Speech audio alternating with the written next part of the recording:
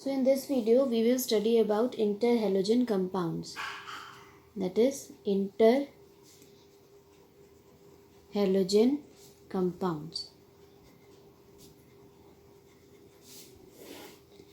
अब interhalogen compounds क्या होते हैं?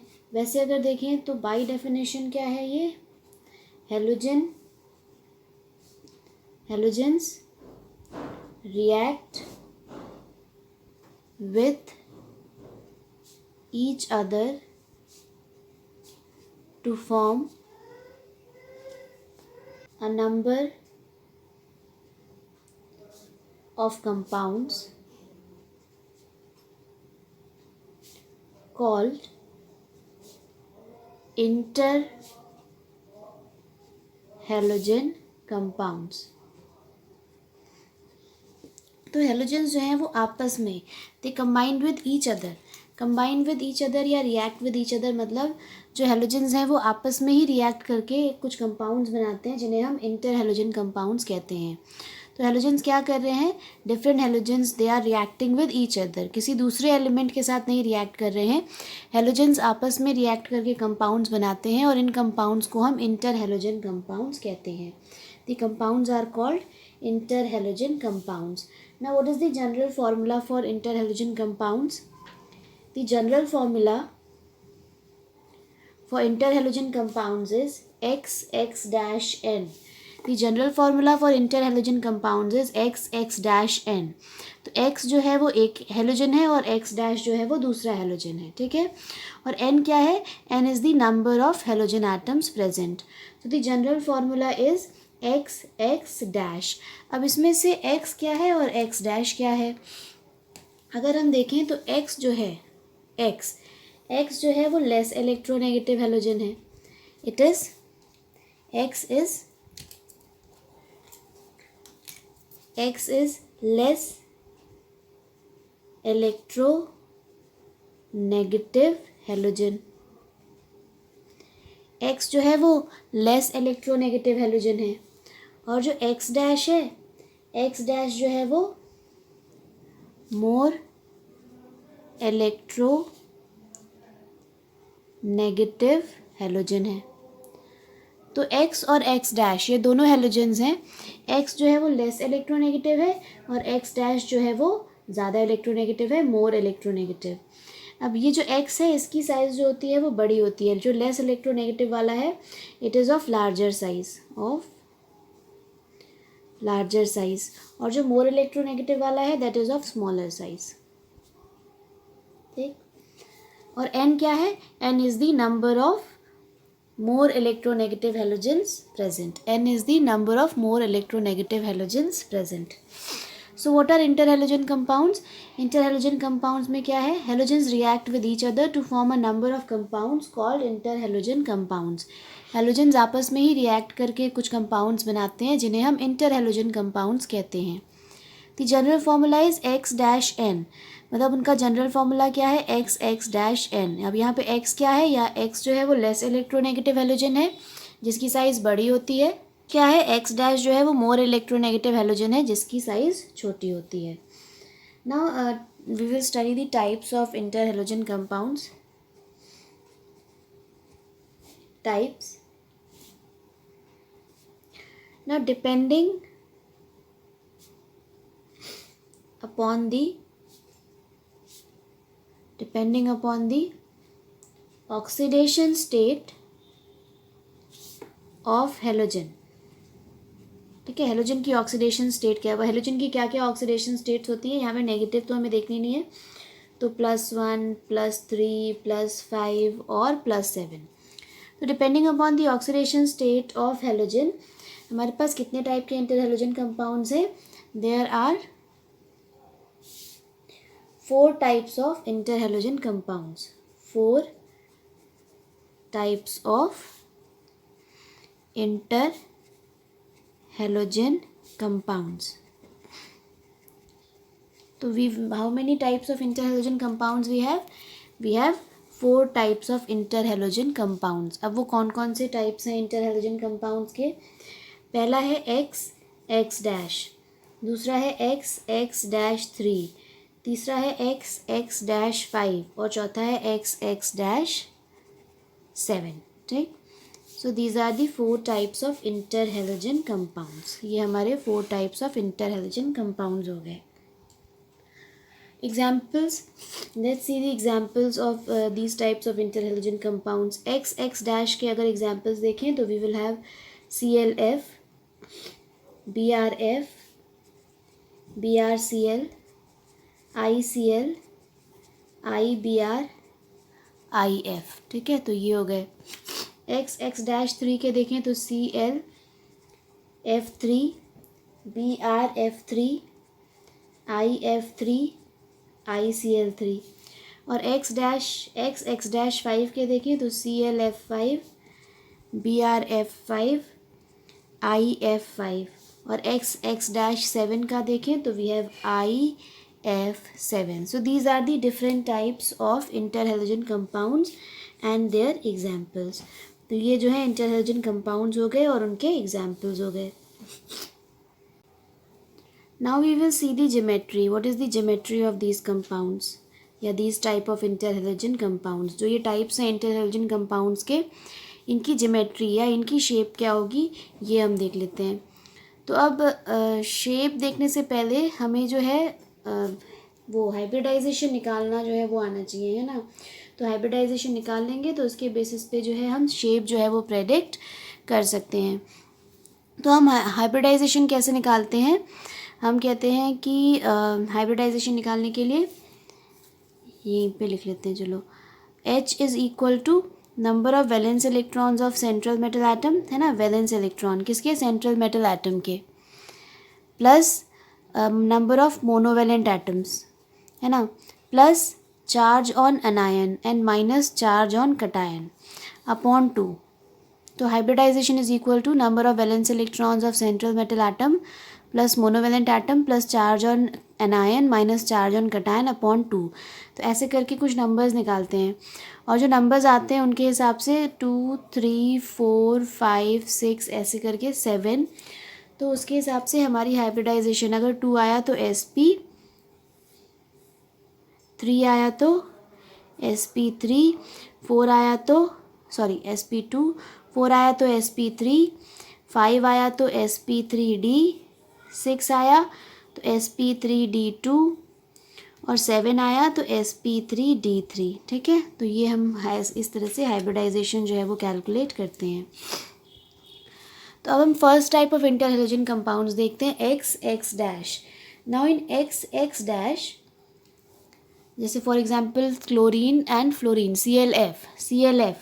तो यहाँ पर जो सेंट्रल मेटल एटम है वो क्लोरीन है और उसका नंबर ऑफ वैलेंस इलेक्ट्रॉन कितना है, number of valence electrons in chlorine is 7, है ना। सारे हेलोजेंस में नंबर ऑफ वैलेंस इलेक्ट्रॉन 7 होते हैं। उनकी कन्फिग्रेशन क्या होती है हेलोजेंस की, NS2NP5। NS2NP5 का मतलब है कि they have 7 electrons in their valence shell. Now the number of monovalent atoms देखें x(x-) में, तो फ्लोरीन मतलब x(x-) 1 ही है ना, तो number of monovalent atoms present कितने हैं, 1। तो 7 + 1 अपॉन 2 मतलब 8/2 मतलब कितना आएगा, 4। 4 आने का मतलब है कि जो हाइब्रिडाइजेशन होगी यहाँ पर वो क्या होगी, sp3। So the hybridization here x(x-) the hybridization is sp3। Hybridization क्या है, sp3 है। ठीक है, अब हाइब्रिडाइजेशन sp3 होने का मतलब है कि 3p और 1 s ऑर्बिटल्स जो है वो हाइब्रिडाइज कर रहे हैं, तो 4 नए हाइब्रिड ऑर्बिटल्स बनेंगे। और अगर 4 नए हाइब्रिड ऑर्बिटल्स बनेंगे तो 4 बॉन्ड बननी चाहिए, पर हमें तो 4 बॉन्ड तो दिख नहीं रही है, हमें तो एक ही बॉन्ड दिख रही है। और अगर हमें एक ही बॉन्ड दिख रही है तो बाकी 3 क्या हैं, बाकी 3 जो हैं वो लोन पेयर हैं। The rest of 3 are lone pair. अब जो sp3 हाइब्रिडाइजेशन होती है sp3, उसके लिए नॉर्मल ज्योमेट्री क्या होती है, नॉर्मल ज्योमेट्री होती है टेट्राहेड्रल, है ना, this the normal geometry for sp3 is tetrahedral. अब टेट्राहेड्रल ज्योमेट्री होनी चाहिए, पर यहाँ पे 4 में से 3 क्या है, लोन पेयर है। तो 4 बॉन्ड बननी चाहिए, पर 4 में से 3 यहाँ पर क्या है, लोन पेयर हैं। तो ये हो गया एक, ये हो गया दूसरा और ये हो गया तीसरा लोन पेयर। ये x हो गया और ये x' हो गया। तो नॉर्मल ज्योमेट्री क्या होती है, टेट्राहेड्रल। पर 3 लोन पेयर्स प्रेजेंट हो गए तो ज्योमेट्री डिस्टॉर्ट हो गई, और ज्योमेट्री डिस्टॉर्ट होके क्या हो गई, एक्स एक्स डैश, देखें एक लाइन में है, तो ज्योमेट्री क्या हो गई, लीनियर हो गई, द ज्योमेट्री बिकम्स लीनियर. तो in X X dash the hybridisation is sp3 and the geometry और द शेप इज लीनियर. ठीक, तो हाइब्रिडाइजेशन क्या है, sp3 है, और शेप क्या है, लीनियर है. अब हम देखते हैं एक्स एक्स डैश 3.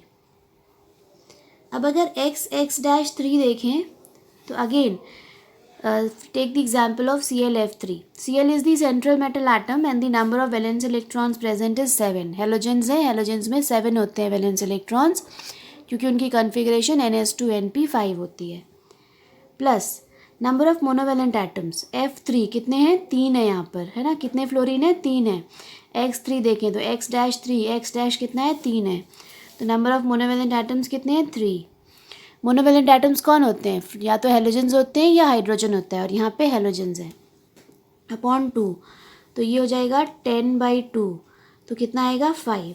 5 आने का मतलब क्या है, 5 आने का मतलब है कि जो हाइब्रिडाइजेशन है वो है sp3d. तो एक्स एक्स डैश 3 में जो हाइब्रिडाइजेशन है वो है sp3d. तो हमारी हाइब्रिडाइजेशन क्या हो गई, हाइब्रिडाइजेशन एक्स एक्स डैश 3 में हो गई sp3d. अब sp3d के लिए शेप क्या होता है, sp3d के लिए जो शेप होता है वो होता है ट्राइगोनल बाईपिरामिडल, है ना. क्या शेप होता है, ट्राइगोनल बाईपिरामिडल.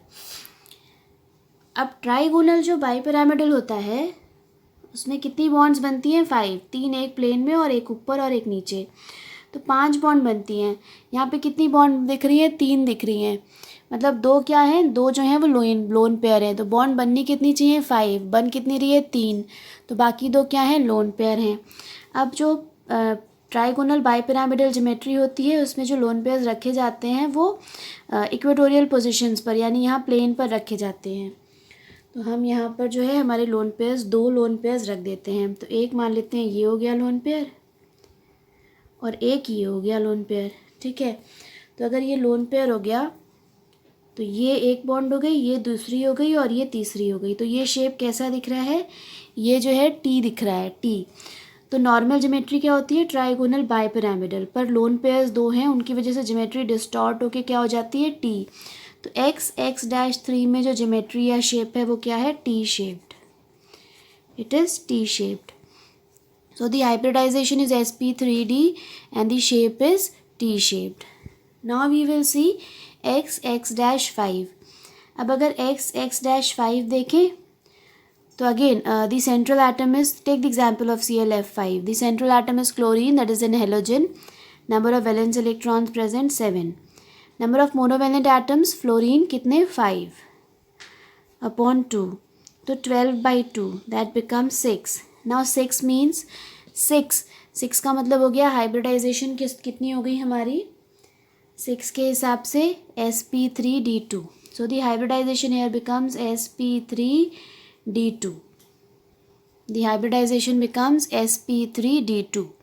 अब sp3d2 कितनी बॉन्ड्स, 3 4 5 6 बॉन्ड्स. तो sp3d2 जो होता है उसके लिए नॉर्मल ज्योमेट्री क्या होती है, the normal geometry for sp3d2 is square bipyramidal या ऑक्टाहेड्रल. ठीक है, स्क्वायर बाईपिरामिडल या ऑक्टाहेड्रल ज्योमेट्री होती है इसके, ये इधर है ना, इसके लिए बना रही हूँ. sp3d2 के लिए ज्योमेट्री क्या होती है, ये इसकी थी, ये, और ये वाला जो है इसका है. ठीक है, अलग अलग हो गया, ये इसका है, ये इसका है, और ये इसका है. तो ज्योमेट्री जो हाइब्रिडाइजेशन है sp3d2 और नॉर्मल ज्योमेट्री होती है स्क्वायर बाईपिरामिडल या ऑक्टाहेड्रल. पर कितनी बॉन्ड बननी चाहिए, मतलब 4 प्लेन में, एक ऊपर एक नीचे, टोटल 6 बननी चाहिए. और बन कितनी रही हैं भाई, 5 बन रही हैं. तो एक क्या है, लोन पेयर है, तो एक हम लोन पेयर यहाँ पे ये रख देते हैं, ये हमने लोन पेयर रख दिया. तो अगर हमने ये लोन पेयर रख दिया यहाँ पर, तो अब हमारी ज्योमेट्री क्या हो गई, पहले ये स्क्वायर प्लेनर बाईपिरामिडल थी, अब ये स्क्वायर प्लेनर पिरामिडल हो जाएगी. ठीक है, now the geometry will become square pyramidal. पहले ये स्क्वायर बाईपिरामिडल थी, मतलब ऊपर नीचे बॉन्ड्स थी, अब सिर्फ ऊपर बॉन्ड है. तो now the geometry, distorted geometry will become square pyramidal, ठीक है।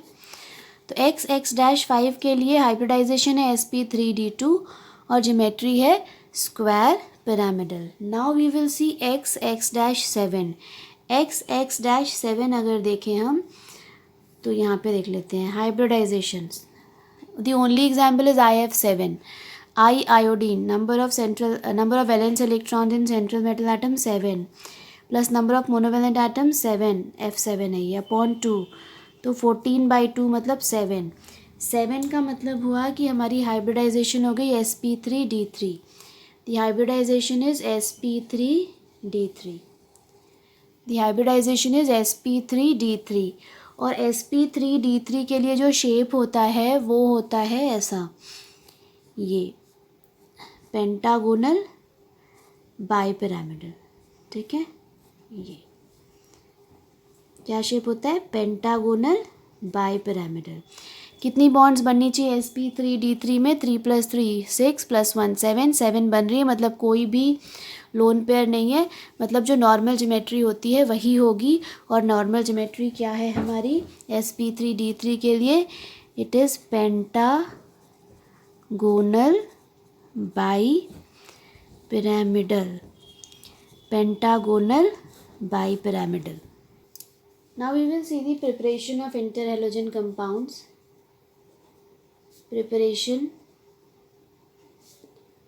of interhalogen compounds. Now how they can be prepared?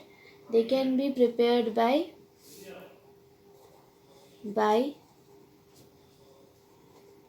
direct combination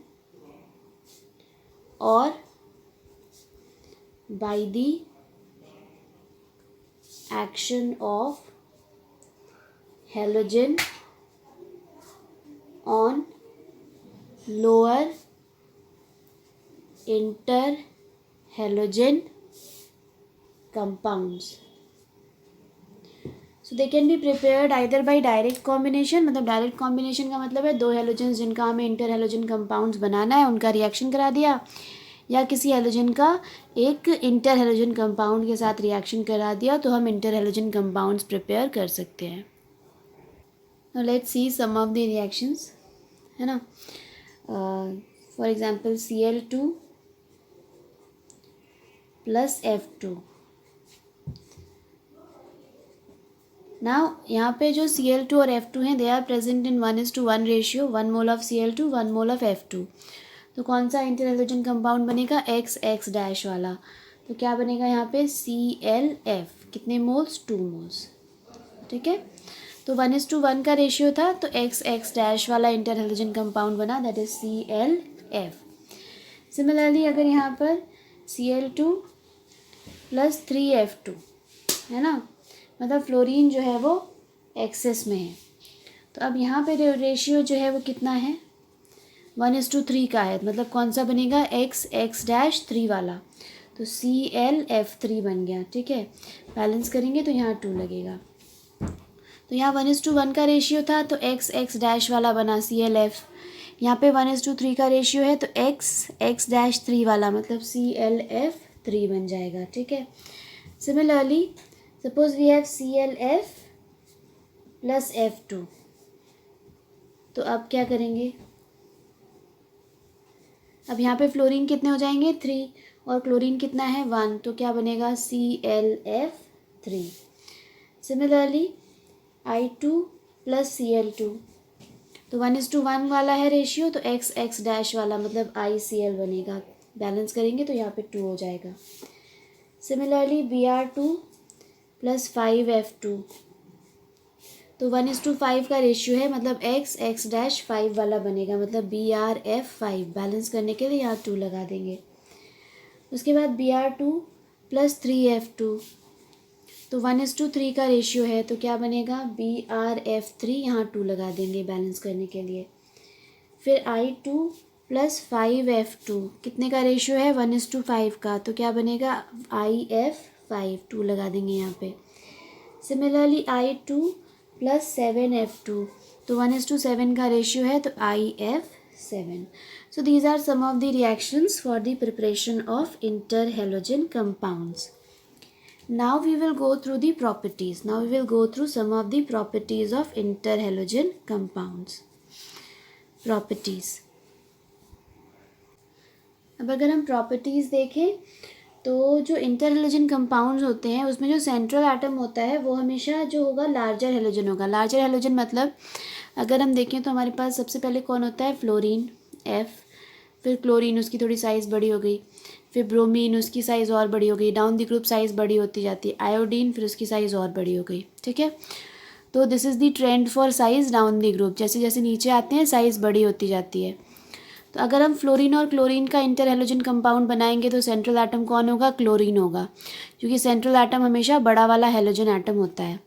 अगर मैं क्लोरीन और ब्रोमीन का बनाऊंगी तो कौन सेंट्रल एटम होगा, ब्रोमीन होगा. अगर ब्रोमीन और आयोडीन का बनाएंगे तो सेंट्रल एटम कौन होगा, आयोडीन होगा. ठीक है, तो जो दो हैलोजेंस जो हैं कंबाइन करके इंटरहैलोजन कंपाउंड बना रहे हैं उनमें से सेंट्रल एटम कौन सा होता है, सेंट्रल एटम हमेशा बड़ा वाला जो हैलोजन है वो होता है. क्यों, क्योंकि जैसे ये बड़ा है तो इसके आसपास तो हम बहुत सारे जैसे इस तरह के स्मॉल दूसरे हैलोजन एटम्स लगा सकते हैं. ठीक है, पर अगर बीच वाला सेंट्रल एटम ही छोटा है तो उसके आसपास हम बहुत ज़्यादा जो है बड़े बड़े एटम्स जो है हम प्लेस नहीं कर सकते हैं. तो सेंट्रल एटम की साइज़ हमेशा बड़ी होनी चाहिए. तो सेंट्रल एटम कौन सा हैलोजन होता है, जो बड़ा वाला हैलोजन एटम होता है वही हमेशा जो है सेंट्रल एटम होता है. दूसरा जो बहुत ज़्यादा हायर वाले जो हैं इंटरहैलोजन कंपाउंड जैसे XX- और XX-7 ये जो है सिर्फ बड़े वाले जो हैलोजन एटम्स होते हैं वही बना पाते हैं. ठीक है, जैसे देखो यहाँ पर क्लोरीन ब्रोमीन आयोडीन बनाएगा, यहाँ पे XX-7 जो है सिर्फ आयोडीन बना पाता है. This is the only example. ठीक है, तो ये तो जनरल सी बात हो गई. दूसरी क्या होती है कि ज़्यादातर ये कोवेलेंट होते हैं, ये डायमैग्नेटिक होते हैं, दे कैन भी वोलाटाइल सॉलिड्स, लिक्विड्स और गैसेज हो सकते हैं. ठीक है, तो ये तो उतना इम्पॉर्टेंट जो है वो नहीं है.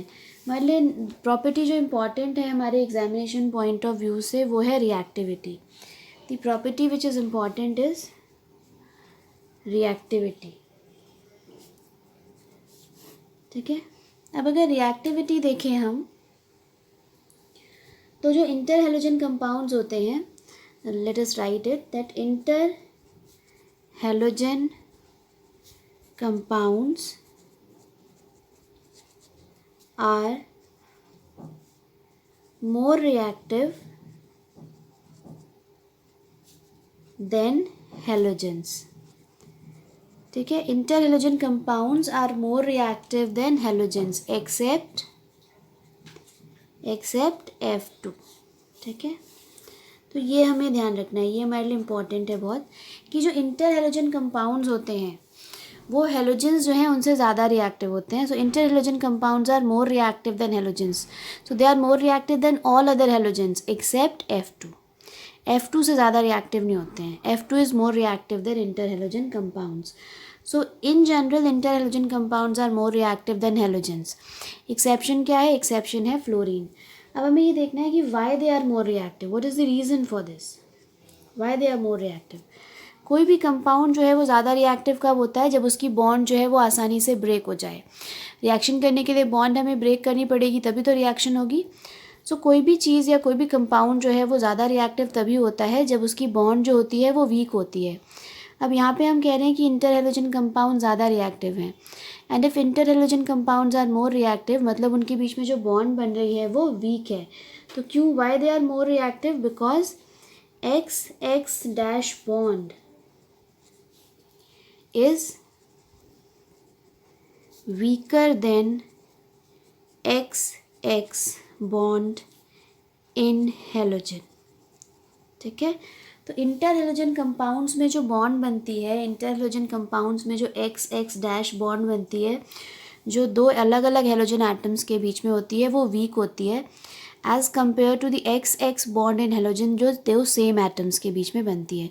ऑफ कोर्स सेम एटम्स के बीच में बनेगी तो उनकी इलेक्ट्रोनेगेटिविटी ऑलमोस्ट सेम होगी, उनका ऑलमोस्ट साइज सेम होगा, तो वो बॉन्ड ज़्यादा स्ट्रॉन्ग होगी. और जब दो हैलोजन अलग हैलोजन एटम्स के बीच में बॉन्ड बनेगी तो उनका साइज़ अलग होगा, उनकी इलेक्ट्रोनेगेटिविटी अलग होगी, तो वो बॉन्ड इतनी स्ट्रॉन्ग नहीं होगी. तो इंटर हेलोजन कंपाउंड्स में जो बॉन्ड बनती है वो हेलोजेंस के कंपैरिजन में वीक होती है because it is formed between two dissimilar halogen atoms. So XX dash bond is weaker than XX bond in halogens. ठीक है, इसीलिए उसकी जो रिएक्टिविटी है इंटर हेलोजन कंपाउंड्स की वो ज़्यादा होती है क्योंकि उसका बॉन्ड जो होता है वीक होता है. वाई बॉन्ड इज़ वीक, अगर कोई हमसे कहे कि why X X dash is bond is weak, ऐसा भी कोई हमसे कह सकता है. तो हमारा क्वेश्चन ये भी हो सकता है कि why X X dash bond is weak, है ना. क्यों वीक होती है इंटर हेलोजन कंपाउंड्स की बॉन्ड? तो वीक इसलिए होती है इंटर हेलोजन कंपाउंड्स की क्योंकि ये जो बॉन्ड होती है एक्स एक्स डैश बॉन्ड, ये बनती किसमें किसके बीच है? Is formed between two dissimilar electronegative elements. ठीक है, तो एक्स एक्स डैश बॉन्ड जो है वो वीक क्यों होती है? क्योंकि वो दो डिसिमिलर इलेक्ट्रोनेगेटिव एलिमेंट्स के बीच में बनती है. और एक्स एक्स स्ट्रॉन्ग क्यों होती है? क्योंकि वो सिमिलर एटम्स के बीच में बनती है. Now let's see an order for reactivity. तो पहले मैं ये ऑर्डर लिख देती हूँ, फिर हम जो है उस ऑर्डर को जो है एक्सप्लेन करेंगे, समझेंगे उसको. तो ClF3, BrF5, IF7, ClF, BrF3, IF5, BrF, IF3, IF. ठीक है, so this is the order. ठीक है, and this is the decreasing order of reactivity. Decreasing order of reactivity. ना अब हम अगर इस ऑर्डर को एक्सप्लेन करने की कोशिश करें तो अगर हम इस ऑर्डर को देखें तो जो क्लोरीन वाला कंपाउंड है वो हमेशा, जैसे chlorine bromine iodine, chlorine bromine iodine में कौन सबसे ज़्यादा रिएक्टिव है? क्लोरीन. और कौन सबसे कम रिएक्टिव है? आयोडीन. फिर यहाँ पे देखो क्लोरीन ब्रोमीन आयोडीन, तो यही सीक्वेंस चल रहा है. तो अगर हम यहाँ से कंक्लूज़न ड्रॉ करने की कोशिश करें तो हमें क्या कंक्लूजन मिलेगा कि for a given X F N, ठीक है, एन की वैल्यू अगर सेम है तो हमारा जो रिएक्टिविटी का ऑर्डर है किस ऑर्डर में डिक्रीज करता है? Cl Br I. मतलब क्लोरीन वाला जो होगा वो सबसे ज़्यादा रिएक्टिव होगा और आयोडीन वाला सबसे कम रिएक्टिव होगा. तो अगर F3 वाले देखें, ठीक है, तो ये है ClF3, ये है BrF3 और ये IF3. तो क्लोरीन वाला सबसे ज़्यादा रिएक्टिव है, Br वाला उसके बाद और आयोडीन वाला सबसे कम. तो अगर कोई गिवन XFN है, 3 वाले, अगर 5 वाले देख सकते हैं, ऐसे करके देख सकते हैं, तो क्लोरीन वाले जो होंगे वो ज़्यादा रिएक्टिव होंगे, ब्रोमीन वाले कम रिएक्टिव होंगे और आयोडीन वाले सबसे कम रिएक्टिव होंगे for a given value of n. अगर n की वैल्यू सेम है तो अगर n की वैल्यू सेम है तो हमारी जो ऑर्डर ऑफ रिएक्टिविटी होगी वो क्या होगी? ClF3, BrF3 and IF3. तो यहाँ n की वैल्यू सेम है, n की वैल्यू सेम है अगर, तो क्लोरीन वाला सबसे ज़्यादा रिएक्टिव होगा, फिर ब्रोमीन वाला और फिर आयोडीन वाला. For the same value of n, the order of reactivity is this. So for a given value of n, the order of reactivity is this. Chlorine वाले ज़्यादा रिएक्टिव होंगे और आयोडीन वाले जो हैं वो सबसे कम रिएक्टिव होंगे. उसके अलावा और क्या हम कंक्लूजन यहाँ से ड्रॉ कर सकते हैं? For a given halogen, ठीक है, the reactivity ऑफ XFN वो कैसे डिक्रीज़ कर रही है वो देखते हैं हम. तो फॉर अ गिवन हेलोजन, मतलब अगर हेलोजन एटम सेम है तो कैसे रिएक्टिविटी डिक्रीज़ कर रही है? देखो BrF5, BrF3, BrF. ठीक है, जैसे जैसे n की वैल्यू, ये 5, 3, 1, n की वैल्यू कम होती जाएगी तो रिएक्टिविटी भी कम होती जाएगी. तो for a given halogen the reactivity of XFN decreases with decrease in value of n. और ये दोनों चीज़ें जो हैं हमें इस रिएक्टिविटी ऑर्डर में देखने को मिलेंगी. Now the next property is thermal stability. The next property is thermal stability. Thermal stability अगर देखें हम तो जो thermal stability होती है it decreases as the size difference और electronegativity difference decreases. तो जैसे जैसे साइज डिफरेंस डिक्रीज़ करता है और या इलेक्ट्रोनेगेटिविटी डिफरेंस डिक्रीज़ करता है तो थर्मल जो स्टेबिलिटी है वो भी डिक्रीज़ करती है. इसको हम और कैसे कह सकते हैं अभी हम समझेंगे इसको. और दूसरा स्टेटमेंट जो है वो ज़्यादा क्लियर है. वो क्या है, वो ये कहता है कि stability increases as size of central atom increases. जैसे जैसे सेंट्रल एटम की साइज़ बढ़ती है वैसे वैसे स्टेबिलिटी भी बढ़ती है. एक ऑर्डर हम देखते हैं, ठीक है, और तब हमें जो है ज़्यादा क्लियर होगा. तो मान लेते हैं कि हमारा जो ऑर्डर है वो है IF BRF CL. Of course n की वैल्यू सेम लेनी पड़ेगी हमें, ठीक है. तो ये हो गया ऑर्डर. अब यहाँ पे देखो सेंट्रल एटम देखें अगर तो यहाँ पे आयोडीन जो है उसकी साइज़ जो है वो सबसे ज़्यादा बड़ी है. तो जैसे जैसे साइज़ कम होगी वैसे वैसे जो है स्टेबिलिटी कम होती जाएगी, या यूँ कहें कि जैसे साइज़ बढ़ेगी स्टेबिलिटी बढ़ेगी. Br की साइज़ छोटी है, आयोडीन की बड़ी है, तो आयोडीन वाले ज़्यादा स्टेबल हैं. इलेक्ट्रोनेगेटिविटी डिफरेंस अगर देखें तो आयोडीन और फ्लोरीन एक पहला एलिमेंट है और एक लास्ट एलिमेंट है, तो सबसे ज़्यादा इलेक्ट्रोनेगेटिविटी डिफरेंस यहाँ होगा, इसलिए ये सबसे ज़्यादा स्टेबल है. अगर मैं इलेक्ट्रोनेगेटिविटी डिफरेंस लिख दूँ, ठीक है, तो इलेक्ट्रोनेगेटिविटी डिफरेंस इसके लिए 1.5 है, इसके लिए 1.2 है, इसके लिए 1.0 है, इसके लिए 0.5 है, इसके लिए 0.3 है और इसके लिए 0.2 है. तो जैसे जैसे इलेक्ट्रोनेगेटिविटी डिफरेंस जो है वो बढ़ता जा रहा है स्टेबिलिटी बढ़ रही है, या यूँ कहें कि जैसे जैसे इलेक्ट्रोनेगेटिविटी डिफरेंस कम होती है स्टेबिलिटी कम होती जाती है. तो as electronegativity difference decreases stability decreases. Electronegativity का डिफरेंस जैसे जैसे कम होता है स्टेबिलिटी वैसे वैसे कम होती जाती है. ऑफ कोर्स यहाँ पे सबसे ज़्यादा डिफरेंस होगा आयोडीन और फ्लोरीन के बीच में, क्योंकि आयोडीन लास्ट एलिमेंट है और फ्लोरीन जो है वो पहला एलिमेंट है. यहाँ पे इलेक्ट्रोनेगेटिविटी डिफरेंस सबसे कम होगा क्योंकि क्लोरीन के जस्ट बाद ब्रोमीन आता है, तो इन दोनों की इलेक्ट्रोनेगेटिविटी में ज़्यादा डिफरेंस नहीं होता है. तो जैसे जैसे इलेक्ट्रोनेगेटिविटी का डिफरेंस जो है वो बढ़ रहा है वैसे वैसे हमारी स्टेबिलिटी बढ़ रही है, या जैसे जैसे इलेक्ट्रोनेगेटिविटी का डिफरेंस कम होता जा रहा है हमारी स्टेबिलिटी जो है वो कम होती जा रही है. सो that was inter halogen compounds. अब क्वेश्चन देखो कहाँ कहाँ उठते हैं, क्वेश्चन क्या उठते हैं.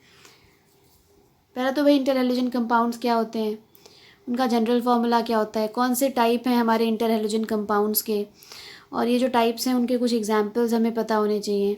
साथ में ये जो टाइप्स हैं XX-, XX-3, XX-5, XX-7, इनकी हाइब्रिडाइजेशन क्या है और इनकी ज्योमेट्री क्या है, तो ये चीज़ें हमें पता होनी चाहिए. एक और क्वेश्चन जो यहाँ पर हम देख सकते हैं कि हम ये सारे अगर हम इंटर हैलोजन कंपाउंड्स के एग्जाम्पल्स जो हमने लिखे हैं वो अगर हम देखें तो ऐसा कोई भी इंटर हैलोजन कंपाउंड नहीं है जिसमें फ्लोरीन सेंट्रल एटम हो. ठीक है, देखो ClF क्लोरीन सेंट्रल एटम है, BrF ब्रोमीन सेंट्रल एटम है, BrCl भी ब्रोमीन है, यहाँ पे आयोडीन है, यहाँ पे आयोडीन है, यहाँ पे आयोडीन है, chlorine bromine iodine iodine chlorine bromine iodine. तो कोई भी ऐसा इंटर हैलोजन कंपाउंड नहीं है जिसमें फ्लोरीन सेंट्रल एटम का काम कर रहा हो. तो ये क्वेश्चन भी आता है कि why chlorine does not act as a central atom in inter halogen compounds. तो ये मैं यहाँ पे लिख देती हूँ. It is an important question. ये कई बार एग्ज़ाम में हमसे पूछते हैं कि why fluorine does not act as a central atom in inter halogen compounds. क्यों वो सेंट्रल एटम का जो है वो काम नहीं करता है. तो इसलिए नहीं काम करता वो सेंट्रल एटम का, इसकी दो वजह है. एक तो ये कि it is due to high electronegativity and small size. ठीक है, हाई इलेक्ट्रोनेगेटिविटी से क्या, अगर हम यहाँ पे देखें तो बहुत ज़्यादा इलेक्ट्रोनेगेटिविटी है ना, और यहाँ पे सेंट्रल एटम कौन हो रहा है, सेंट्रल एटम जो है, जो पहला वाला एलिमेंट, सेंट्रल एटम कौन है, which has less electronegativity and it should have larger size. जो सेंट्रल एटम जो है उसकी इलेक्ट्रोनेगेटिविटी जो है वो कम होनी चाहिए और उसकी साइज़ बड़ी होनी चाहिए, पर फ्लोरीन का दोनों ऑपोजिट है, उसकी इलेक्ट्रोनेगेटिविटी हाई है और उसका साइज़ छोटा है, इसलिए वो सेंट्रल एटम का काम नहीं कर सकता है। So what I am saying, अगर हम जनरल फार्मूला से देखें तो जो पहला एलिमेंट है, जो पहला कंस्टिट्यूएंट है एक्स, जो सेंट्रल एटम होता है, उसकी इलेक्ट्रोनेगेटिविटी कैसी होनी चाहिए, कम होनी चाहिए, it should have less electronegativity. Size कैसी होनी चाहिए, बड़ी होनी चाहिए, उसका साइज़ बड़ा होना चाहिए, लार्जर साइज़। तो इलेक्ट्रोनेगेटिविटी कम होनी चाहिए और साइज़ बड़ी होनी चाहिए, पर फ्लोरीन के केस में ये दोनों ही चीज़ें उल्टी हैं, उसका इलेक्ट्रोनेगेटिविटी हाई है और साइज़ जो है वो स्मॉल है और इसीलिए वो सेंट्रल मेटल एटम का काम नहीं करता है। तो हमें टाइप्स और ये सब पता होना चाहिए, शेप क्या है, हाइब्रिडाइजेशन क्या है, क्या होते हैं इंटर हैलोजन कंपाउंड्स, उनका जनरल फार्मूला क्या है। इसके अलावा उसकी कुछ प्रिपरेशन की रिएक्शंस है जो कभी कभी कंप्लीट करने के लिए आती हैं। फिर दूसरा इंपॉर्टेंट क्वेश्चन यहाँ ये बनता है कि why inter halogen compounds are more reactive. ये भी क्वेश्चन आता है कि इंटर हैलोजन कंपाउंड जो हैं वो ज़्यादा रिएक्टिव क्यों होते हैं। ठीक है, क्यों होते हैं, क्योंकि एक्स एक्स डैश बॉन्ड जो होती है वो वीक होती है। क्यों वीक होती है एक्स एक्स डैश बॉन्ड, क्योंकि ये दो डिसिमिलर एटम्स के बीच में बन रही है। इसका एक क्वेश्चन एनसीईआरटी में उन्होंने इस तरह से दिया हुआ है कि वाई ICL है, I think, yes ICL, why ICL is more reactive than I2, why ICL is more reactive than I2, why it is so, because ICL यानी जो इंटर हैलोजन कंपाउंड है उसकी जो बॉन्ड होगी, ICL की bond मतलब ICL bond जो होगी, ICL bond is weaker then II bond. ठीक है, सो ICL bond is weaker then II bond, this is a question given in NCERT। ठीक है, और शेप बनाने भी आने चाहिए क्योंकि हमें इससे क्या होता है, कभी कभी इनका शेप हमें ड्रॉ करने के लिए भी एग्जाम्स में आते हैं। फिर ये कुछ रिएक्टिविटी का ऑर्डर है, ये थर्मल स्टेबिलिटी का ऑर्डर ये पता होना चाहिए। And why fluorine does not acts as a central atom in inter halogen compounds. So that was inter halogen compounds.